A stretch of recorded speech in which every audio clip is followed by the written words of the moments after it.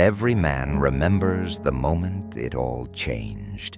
Not when she left, but when he realized he let himself go.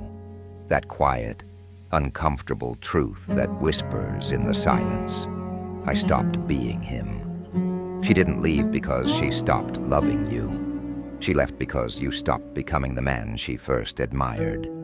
The man she first met was focused, hungry, mysterious. He had a mission, a fire behind his eyes. But when she stayed, you got comfortable. You slowed down. You softened. You stopped chasing the highest version of yourself. And whether she realized it or not, she felt that shift. Most men fall asleep in comfort. They gain weight. They scroll endlessly. They trade their hunger for habit. They become predictable, passive. And when a man loses his edge, he loses her respect, long before he loses her love. The man who no longer sharpens his blade is already dull. But this is not the end.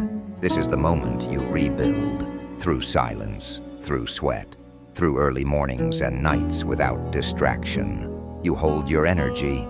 You stop wasting it on anything that weakens you. You train again, not just your body, but your mind. You eat with discipline, move with presence, speak with weight. And she will feel that shift, just like before. But this time, you won't be doing it for her. You'll be doing it because you remember who you are. She left to show you the mirror. Now it's time to meet your reflection with fire. You don't need revenge. You need rebirth. You've got this. Keep retaining your life force energy, King.